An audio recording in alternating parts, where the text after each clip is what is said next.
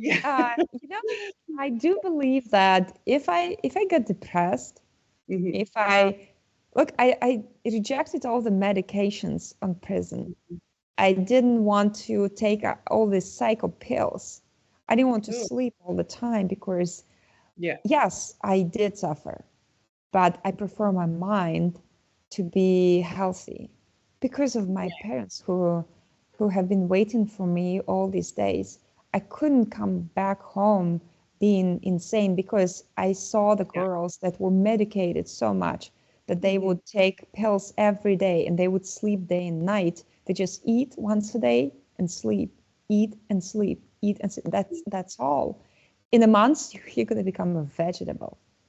Yeah. Um, Anyway, so talking about, okay, coming back to the to Russian middle class. Well, we are on the Yes. way.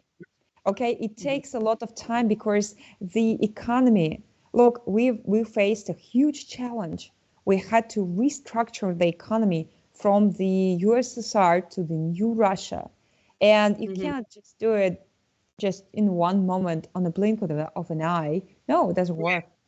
And you have to build all these government structures and all the laws. And of course, you have troubles on the way, but we are trying. And I remember my father had a business, and Mhm. he just built business by himself. It's a small internship, and he used to make a furniture. He had a furniture little factory, and he worked very hard.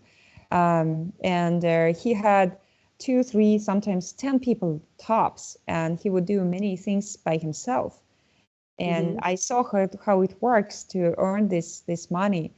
And I remember how hard it was in terms of law and taxes and all this bureaucracy during the 90s and the Mhm. 2000s. And now we have, and thanks to the internet, you can put all these forms and taxes, you can file it online, and you can go through any bureaucracy online, and you can register a firm. Look, I was excited those days when I registered my company, little LLC, in the Mhm. United States, which then everybody said, "Oh, this is a scam." No, it wasn't a scam. It was my little advertisement company, which I had the full right to establish according to my visa regulations. I followed all the visa rules, and I Mhm. had this little company. It has one little contract, and I was planning to make a show, but it didn't happen because it happens. I went to prison, but anyway, so and I know it was so easy in America to register, and now it's even simpler in Russia. Oh, So, good. and I'm a parliamentarian, so I know both sides, and I try to implement good stuff from you guys and improve them here in Russia.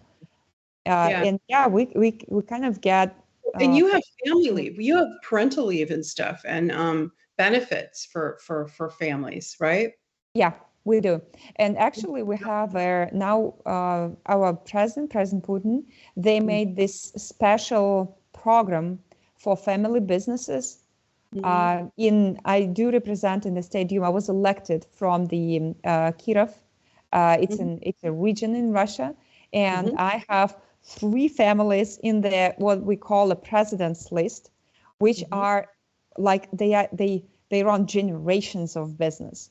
One Mhm. of them, they make Russian dumplings, so they Oh, are cool. Yeah. great.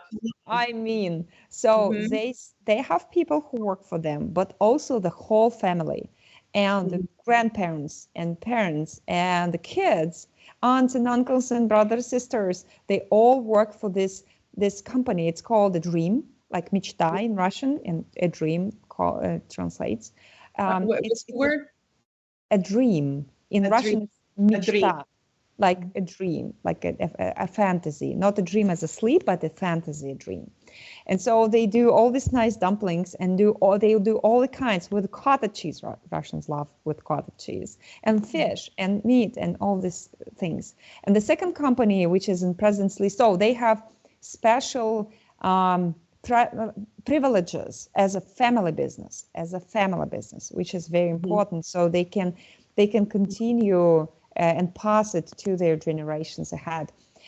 So the second company is about, they do sell and make glasses, lenses, glasses.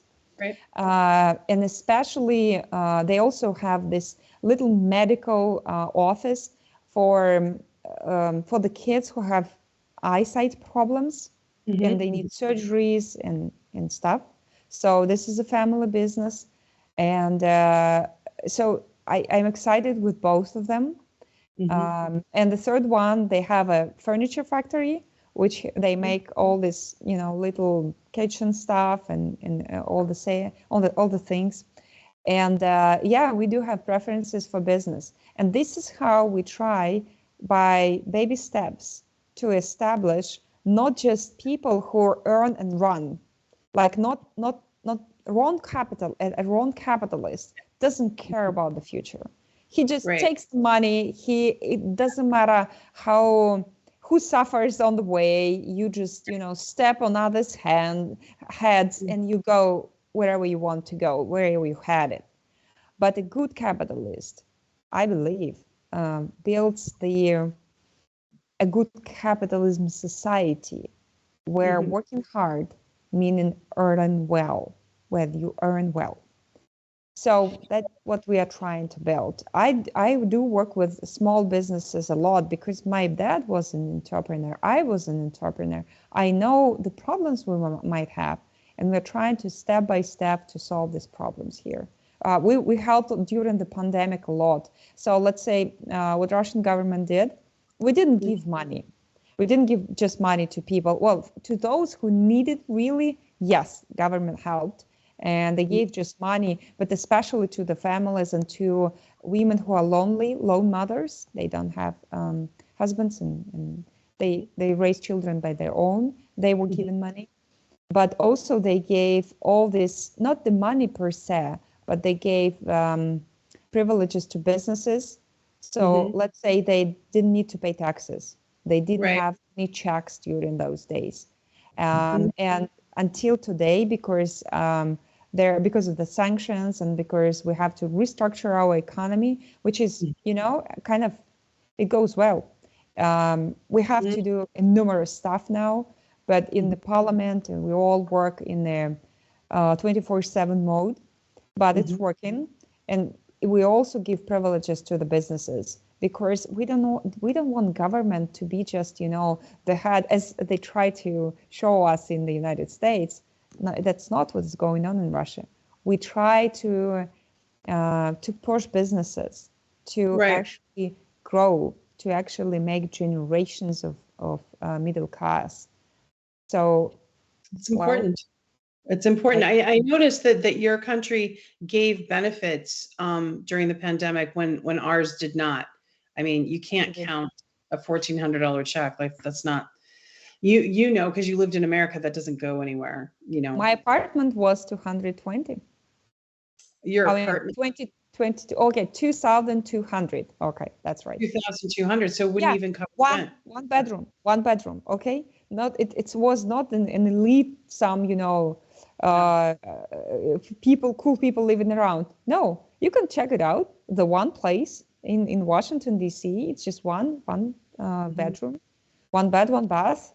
And I had to pay a lot, and plus utilities on top. And guess what? And I didn't have a car. I was walking 20-25 minutes to the campus because there was nothing closer that I could rent, filing all these applications. So they actually accept me as, as a rentee. It's hard and it's expensive. So 1,400, nothing.